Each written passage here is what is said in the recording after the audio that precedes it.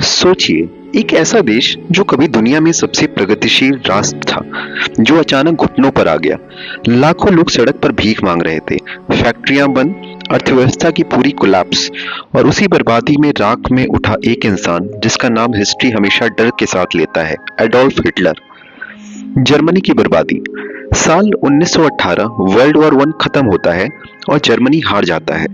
हार शर्तें से भरी ट्रीटी ऑफ वर्सलिस ने जर्मनी को तोड़ कर रख दिया था। देश को वॉर कंपनसेशन के तौर पर इतना पैसा देना पड़ा कि लोग अपनी करेंसी जलाकर घर गर्म कर रहे थे।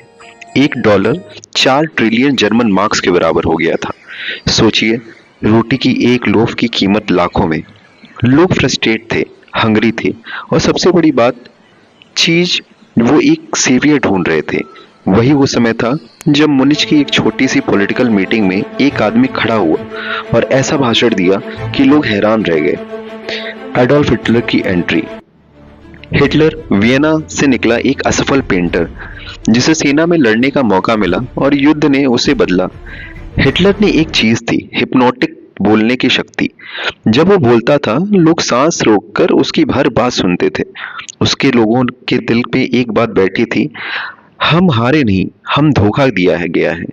यहीं से शुरू हुआ नाजिज्म का बीज, एक ऐसी विचारधारा जिसमें नेशनल प्राइड, रेसिज्म, मिलिट्री और डिक्टेटरशिप एक साथ मिल गए।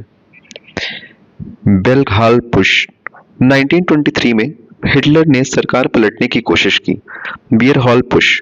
वो असफलता हुआ, गिरफ्तार हुआ और जेल भेज दिया गया। लेकिन जेल में बैठकर उसने लिखा मेन काफ, एक किताब जिसने दुनिया की दिशा बदल दी।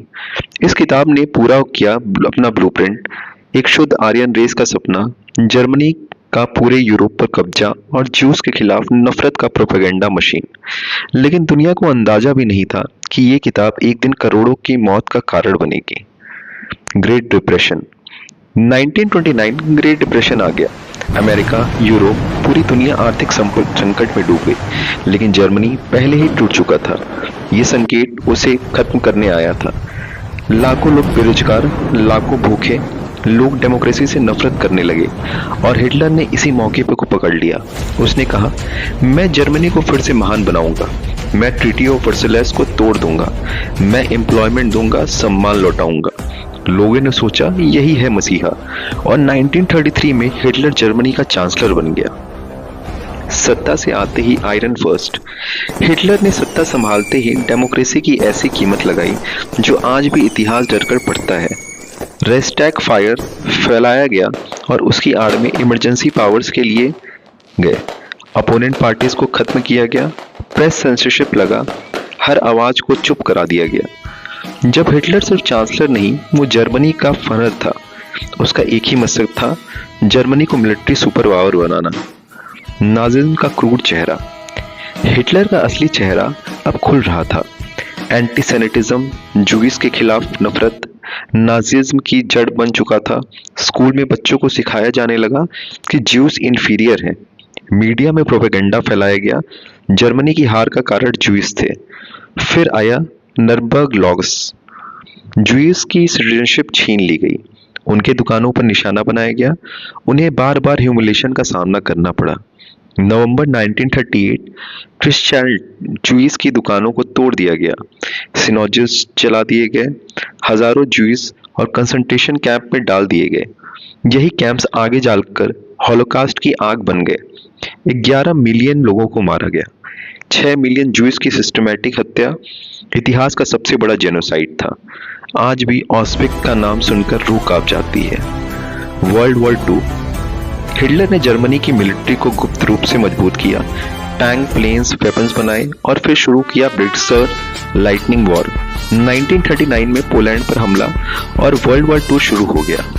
हिटलर की सेना इतनी तेज थी कि सारी दुनिया घबरा गई। फ्रांस कुछ ही दिनों में हार गया, ब्रिटेन अकेला बचा।